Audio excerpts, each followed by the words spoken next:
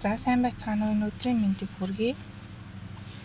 За өнөөдрийн унших ном бол Ад жаргалын 8 зам мөр хуудас 136 зөв төвлөрөл гээд бүлэг байгаа. За энэ бүлэг бол миний хамгийн дуртай, хамгийн их анхаардаг, сүүлийн 1 жил яг энэ зүйл дээр их төвлөрч одоо өөрийгөө хөгжүүлж байгаа сэдэв байгаа. Ингэдэм байна л да. Хүний даалт ухамсар яг бодож байгаа зүйлээ биелүүлж яадаг.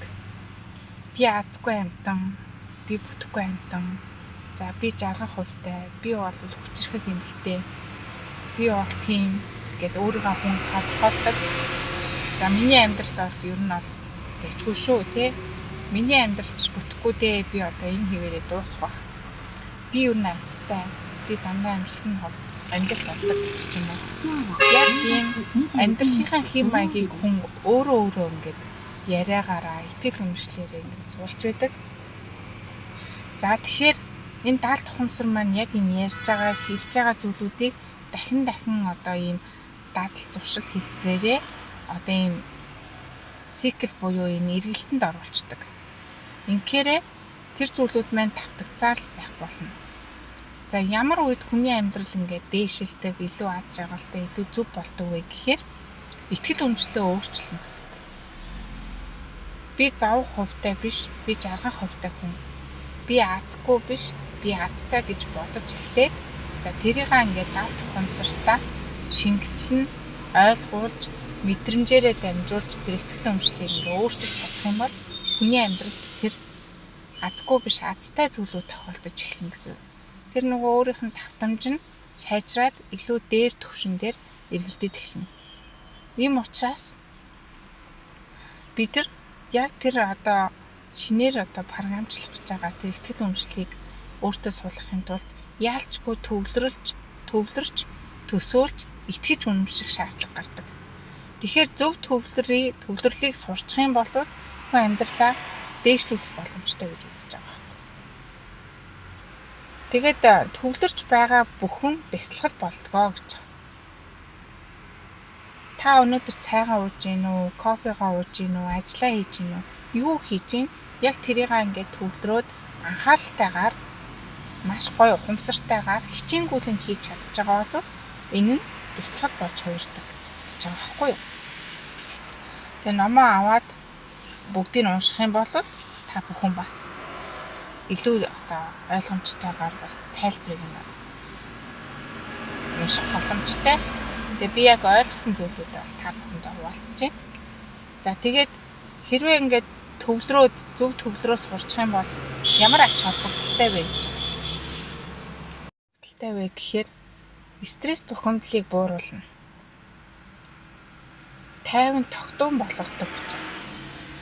Анхаарал төвлөрүүлэх чадвар сайжруулна. Ухаарал нэмэгддэг. Эрүүл мэнд сайжирдаг гэж. За тэгээд төвлөрч сурахын тулд эхлээд хийж байгаа зүйлдээ анхаарлаа хандуулна.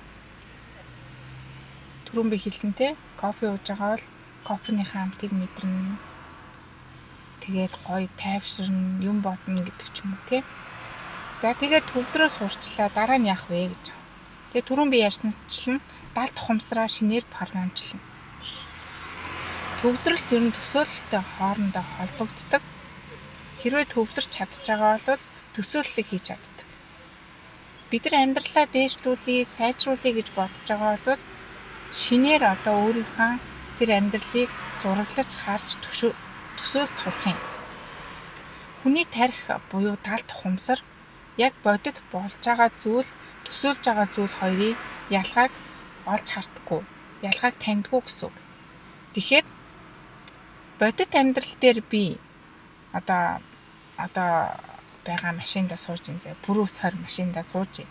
Гэхдээ би төсөөлөлтөө Ланд 600 ч юм уу, одоо Benz ч юм уу, Ferrari ч юм уу тийм машиндаа ингээд сууж ингээд төсөөлөөд түүндээ итгэж чадах юм бол хэсэг хугацааны дараа тэр итгэл үнэмшлэн даалт ухамсар дээр бат суугаад тэгээ бодит амьдрал дээр биелэлээ олно гэсэн үг байхгүй юу? За энийг бол сүүлийн үед бол манифест гэж ярьж байгаа. Одоо татах хүчний хууль гэж ярьж байгаа. Өөрийнхөө амьдралдаа сайн сайхан зүйлийг татах гэж ярьж байгаа. Тэгээд би энэ төсөөллийг юунд ашиглаж байгаа вэ гэхээр өөрийгөө аз жаргалтай болгоход ашиглаж байгаа.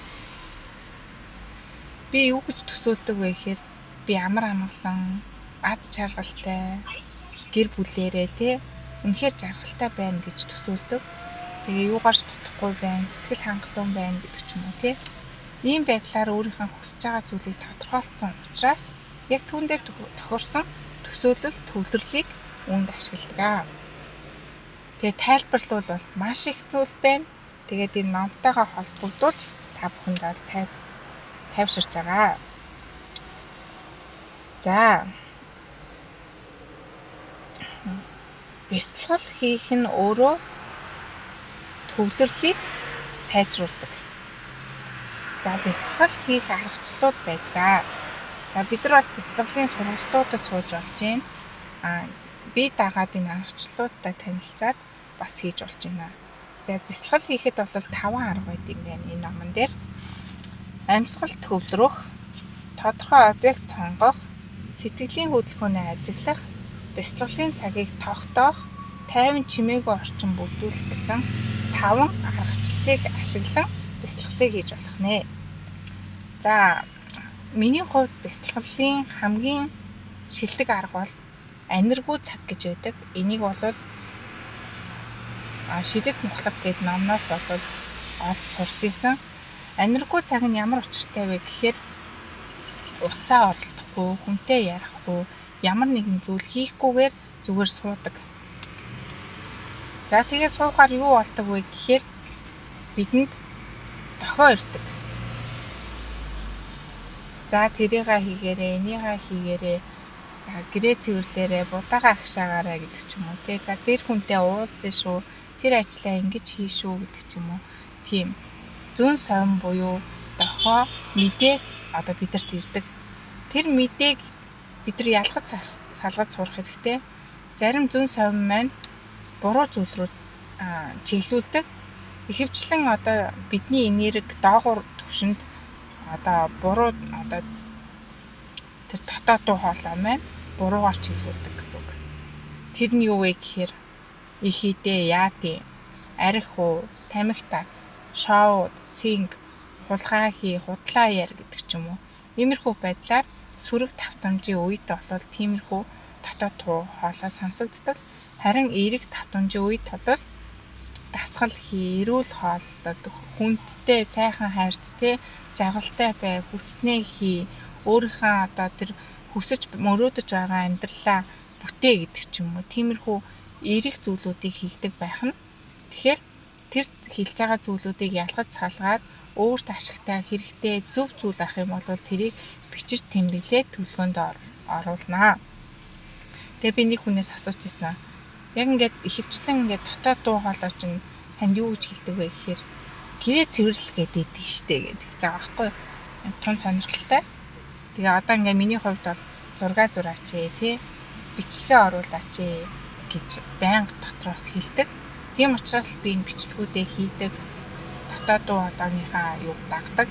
Бичлэгээ хийн гэдэг нь маань өөрөө надад ямар ашигтай вэ гэхээр нэгдүгээр би ойлгосон зүйлүүдээ одоо зэгцэлж гаргаж байгаа. Хоёрдугаар хүмүүст нэг ч гэсэн хүнд хэрэгтэй зүйл бас түгээж чадчих байгаа байхгүй. Тэгээ энэ маань өөрөө буян болж байгаа. Ийм учраас энэ нь өөрөө хэрэгтэй гэдсэн үүднээсээ би энэ дотоод дуу хоолойгийн одоо зааварчилгааг дагсан гэсэн үг. За тэгээд дотоод дуу хоолой болон одоо таны амьдралд ирж байгаа янз бүрийн одоо тэр боломжууд байдаг. За хамтдаа шоудыг эсвэл энэ ажлыг хий, ийм шинэ ажлын санал байна гэдэг ч юм уу. Иймэрхүү саналууд орж ирдэг бас хүнээр дамжуулж.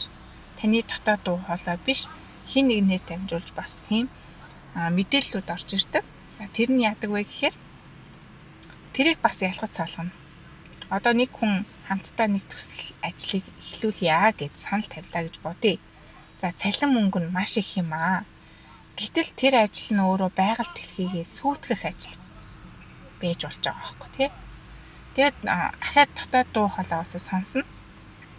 Тэнгууд зөв эсвэл буруу, эсвэл хий, эсвэл боль гэдэг ч юм уу. Иймэрхүү байдлаар дотоод дуу хоолой маань энэ дээр үнэлт хийдэг. За тэгээ буруу юм хийх гэж байгаа бол ер нь жоохон бухимдаад, тавгуурхээд нэг сонирн болгоод эхэлдэг. Тийм нөхцөлд бол тэр ажлыг хийхгүй байж болно гэсэн үг. Гэх мэтлэн хүний амьдрал бол мэдээж давтагдашгүй, хүн болгоны амьдралын кейсүүр мэдрэмж өөр. Тэгэхээр та өөрийгөө ол сайн мэдж байгаа.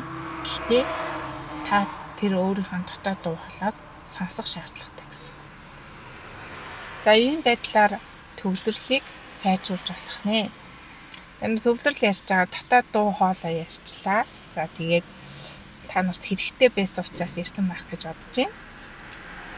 За хүмүүс ингээд төвлөрөөд ингээд гой сууя гэхээр цаад бэрхшээлүүд тохиолддог байх нэ. За энэ дээр 6 төрлийн цаад бэрхшээл байдаг юм бэ. За нэгдүгээр биеийн тавгуурхдаг байх нь, сэтгэл зүйн тогтворгүй байдаг байна, төвчээр дутагддаг байх нь, гадаад орчны нөлөө болдог байх нь, тэгээд тогтмол бясалгалаа хийж чаддаггүй байна, ямар нэгэн хүлээлт байдаг. За энэ бясалгалыг хийчих юм бол миний амьдрал ингээм амар гоё болчихно. Эсвэл нэг гоё чити юм шиг нэг гоё нүдэнд гэрэл гээгээ тий диваача харагдах байх гэдэг ч юм уу.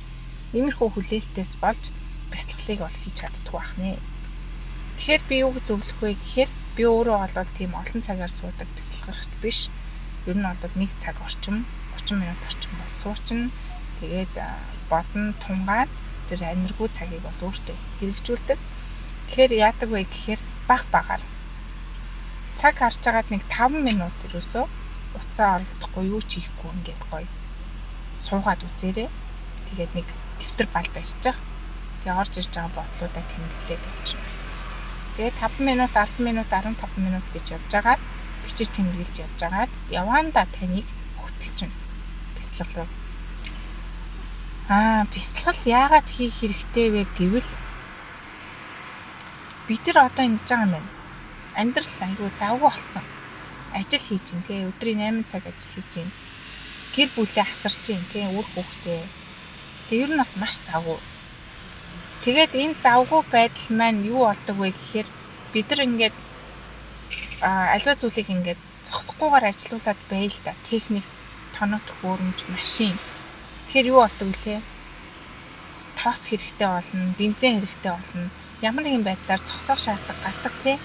Тэгээ бид нар зогсоож байгаа тухайн машина, тухайн тоног төхөөрөмж ингээ гоё ачиж тордоод, цэвэрлээ, тос маслын солиод тэгээ буцаага ажилуулдаг шүү дээ тий. Гэтэл бид нар яагаад ийм тавгүй байгаа вэ? Яагаад ийм хэцүү байгаа вэ? Яагаад ийм утга учиргүй мэдрэмж төрөөд байгаа вэ гэхээр бид нар өөрсдөө ингээд унтраахгүй байна. Амраахгүй, цэнгэлэхгүй байна. Тийм учраас бид нарт хэцүү байгаа. Тэгээ энэ аниргүй цаг гэдэг энэ цагийг өөртөө гаргаснараа өөрийгөө цэнгэлчин гэж ойлгож байна. Жохон ч гэсэн бүх зүйлээ унтраагаад амраач юм гэж ойлгох хэрэгтэй. Тэгэхээр энэ бясалгал гэдэг зүйл маань таны тарих, оюун бодол, бүх энерги, бие организмыг маш сайн амрааж өгдөг. Юу ч бодохгүй тийм.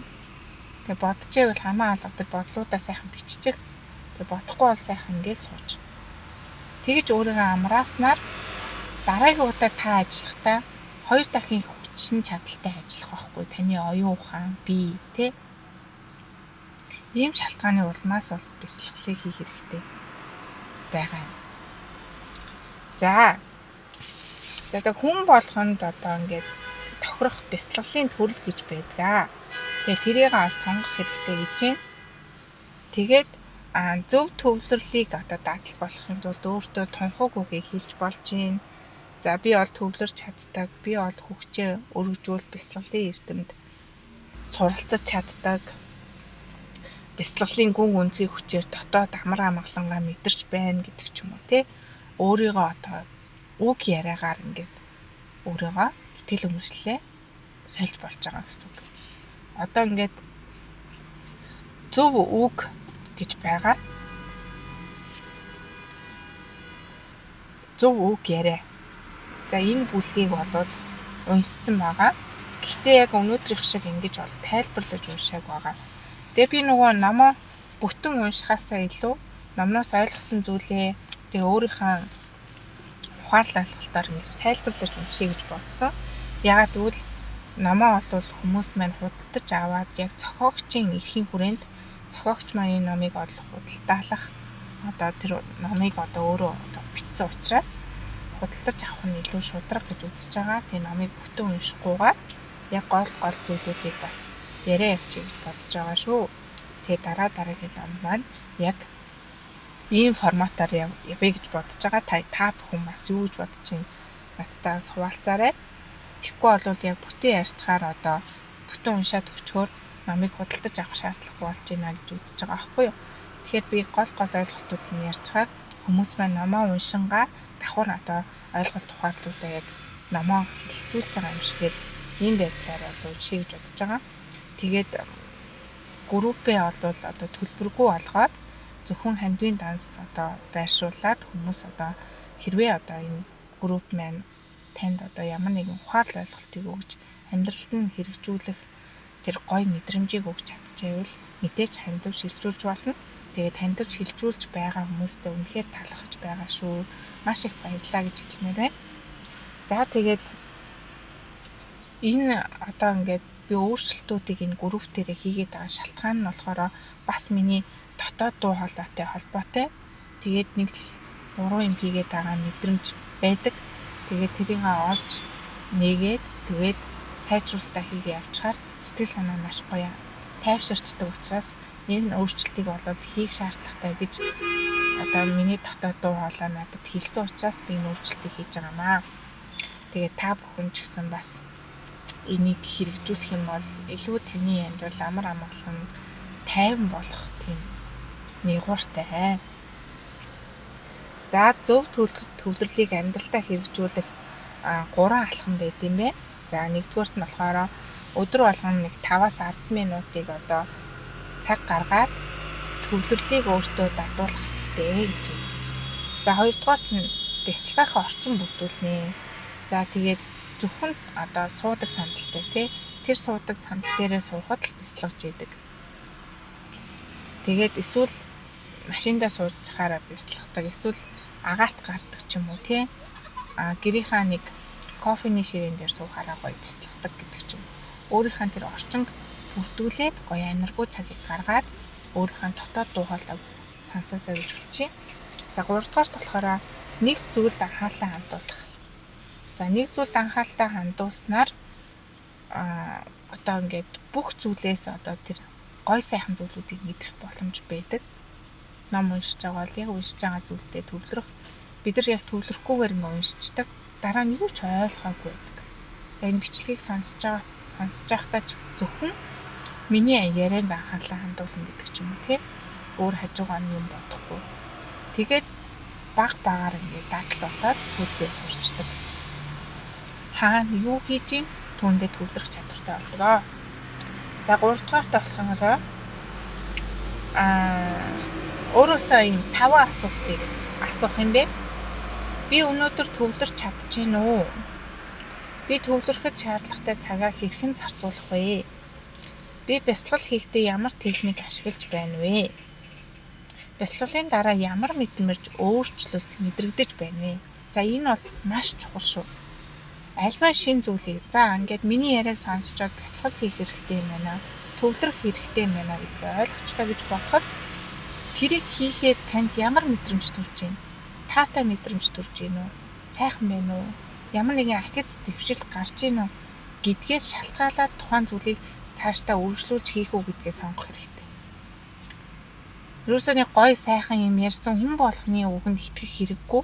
Зүгээр туршиж үз. Тэгээ өөрийгөө чагна, танд угаасаа хэлнэ. Энэ бол зөв байна. Энэ бол болж байна. Чи энийг үргэлжлүүлээд хий гэж хэлнэ. Буруу бол биш ээ, цаг нь болоогүй байна. Би дараа хий гэдэг ч юм уу тий. Эсвэл энэ надад тохирохгүй байна гэдэг тийм мэдрэмжүүд бол өгдөг.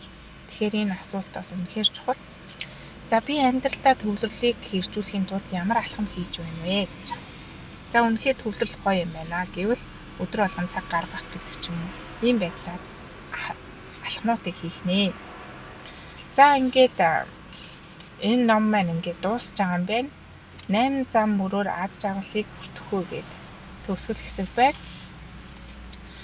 Тэгээ хүн тэгээд зөв амьдрах юм бол үүлийн үртэй холбоотой зөв амьдарч байгаа, зөв бодолтой байгаад зөв зүйлүүдийг хийгээд эхлэх бол амьдрал тэр чигтээ засагдаад эхэлнэ. Амьдрал тэгээд засагдаад ер нь нэг тийм ажил үс бүтэмжтэй болоод яг зорьсон хийхийг хүссэн зүйлүүдээ хийж эхлэх боломжууд нь гарч эхэлдэг. За тэгээд гой зөв амьдрыг гэсэн чинь ингээд сөрөг дурсамж, сөрөг мэдрэмжүүд, тэгээ гомдол, атаархал гэдэг ийм сөрөг зүйлүүд гарч ирдэг. Тэр болгоныг бас тайлах арга гэж байдаг. За тэрийг болвол яаж тайлах вэ гэхээр яг тэр сөрөг зүйлүүдийг бүр ингээд ямар учир шалтгаанаар би нэг бодоод байна гэдэг яг түүнтэй холбоотой бясалгалын хичээлүүд байдаг.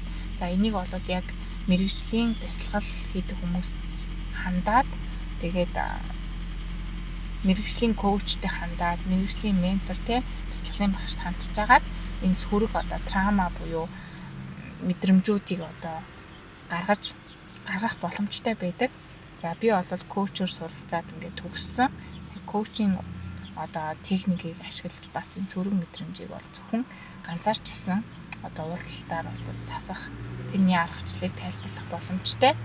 За ийм байдаг. Тэгээд зөв юм болъё гэхээр ийм сөрөг мэдрэмжүүд саад болдог байх нь саад болдог зүйлүүдийг бол бид нар таниад тэрийг бол эмчлэх боломжтой.